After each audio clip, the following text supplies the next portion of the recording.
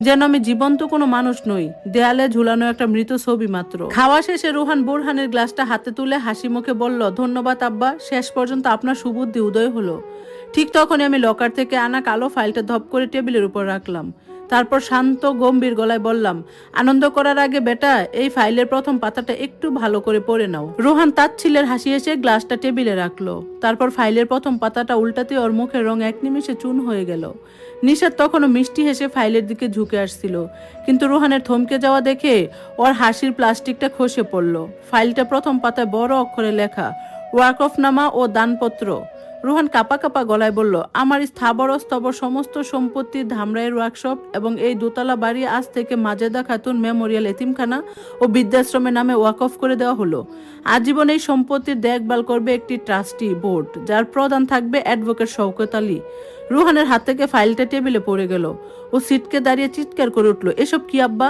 আপনি পাগল হয়ে গেছেন? নিজের ছেলেকে রাস্তায় বসিয়ে এতিমখানায় সব লিখে দিবেন?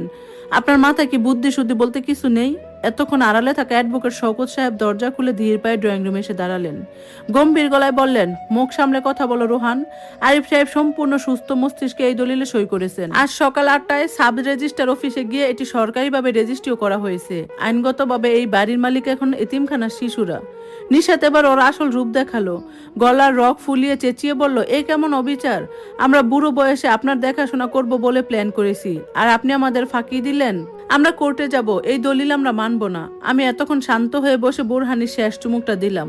তারপর সোফা থেকে উঠে রুহানের মুখোমুখি দাঁড়ালাম। 63 বছরের ভাঙ্গা হাঁটু দুটো আজ আর কাঁপছিল না, বুকটা হালকা লাগছিল।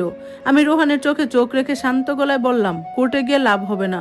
শওকত ভাই দেশের নামী উকিল, কোনো ফাঁক ফোকর রাখেননি।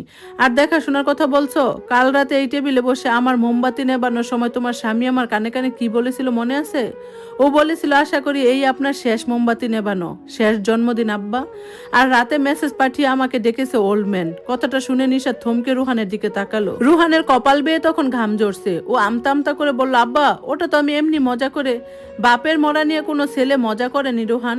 আমি ওর কাঁধে হাত রাখলাম। তুমি আমার মৃত্যুর জন্য অপেক্ষা করছিলে, যাতে এই বাড়ি আর ওয়ার্কশপটা নিজের নামে করে নিতে পারো। তোমার ড্রয়িং রুমে সেই টিস্যু পেপারটা আমি পেয়েছি, যেখানে আমার সই নেওয়ার ফর্দ করে রেখেছিলে।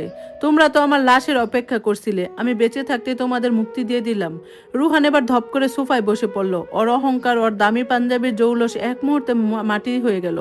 ও বুঝতে পারলো ওল্ড ম্যানকে ঠকাতে গিয়ে ও নিজেই আজ পথের ফকির হয়ে গেছে। আমি নিশাতের দিকে তাকিয়ে বললাম, তুমি এই রান্নাঘরটা ভেঙে মডার্ন করতে চেয়েছিলে না?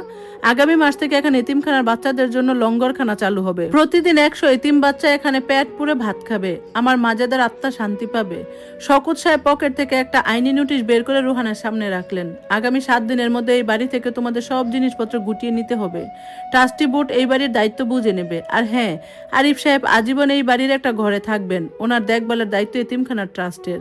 রুহান আর নিশাত এক মুহূর্ত দাঁড়ালো না। তীব্র অপমান, ক্ষোভ আর পরাজয়ের গ্লানি নিয়ে তারা হলের দিকে ছুটে গেল।